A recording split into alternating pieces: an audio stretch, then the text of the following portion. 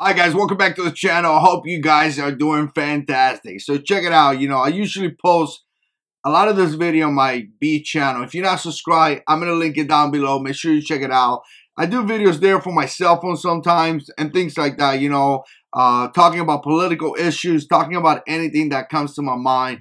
I kind of divided the channels a little bit, just mainly because YouTube have given me strikes, or gave me one strike, took away a lot of the views and things like that. And as you guys know, they have attacked the gun community big time. So in case I get erased, I guess I have like a secondary channel that I'm building, and I have a way to be able to offer some information to you guys. You never know, guys. Today we may be here, tomorrow we may not.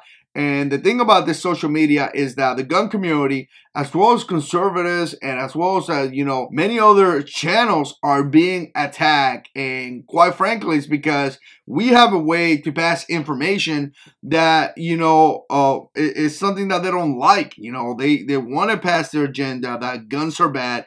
Guns kill people, and we are here passing the agenda that there is bad people in this planet, and we need to have a way to defend ourselves. And guns are just not, they don't kill people. People kill people, right? So when people are trying to hurt you and do something bad to you, you got to have a way to protect yourself. And we know that, gun control only helps criminals. It doesn't help you. The law-abiding citizen is going to be affected by gun control, while the criminal is going to have better tools to cause you harm. So really, it's hard to understand their logic. It's really hard to understand the logic when they put gun control and they continue to help criminals and not people like me and you, right? So here's a couple of things. First of all, we all know that the Democrats won the House, and they have been very, very clear to say that they will introduce new gun control legislation coming up January when they take over. That is like set in stone. They have spoken about it. So be ready. Things like that will happen. They will push it, and they will do whatever they can to violate our Second Amendment rights. But here's the reason why I made this video. I was kind of like, it's amazing, really amazing to hear some of these people talking in Twitter. And I've been more in Twitter. If you want to follow me, Jarhead6.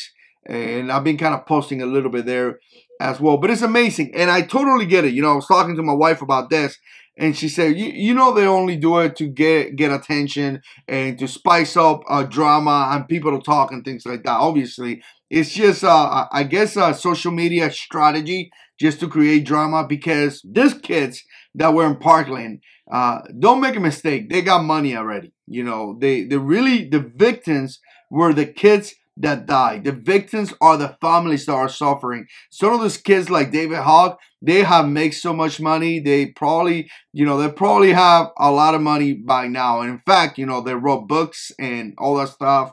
And when he went to his book signing or whatever it was in New York, guess what? He had armed personnel, right? It's not like he show up there with no armed security. So again, very hypocritical. They preach about no guns, but they show up to places with guns. I mean, again, I remember Obama trying to push gun control, but your children go to school with armed personnel. Must be nice. But here's the thing. He said, he put a tweet. I put it here for you guys to check it out. But he said, essentially said, stand your ground is just permission to kill. And it blew my mind. I'm like, what? And I actually replied to that. And I was like, so I'm home sleeping with my children, my wife. Someone makes the decision to hurt my family. Someone breaks into my house and makes the decision to hurt my family. And I happen to defend my family and defend, my wife and children. And for whatever reason, that person dies. That's permission to kill. That's not permission to kill.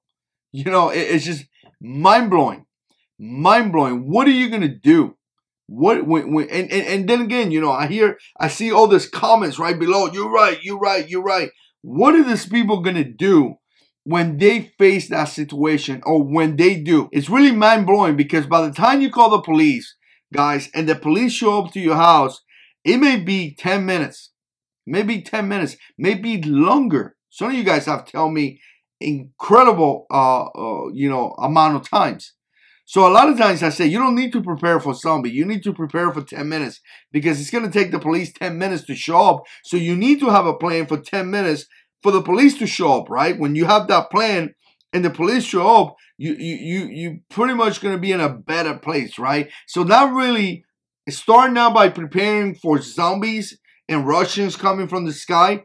Start preparing for 10 minutes. And to me, that's something, a good starting point, right?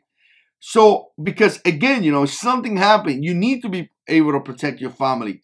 And if somebody gets killed, if the bad guy gets killed during that process, it's not like you ask for, stand your ground. It's not asking permission to kill.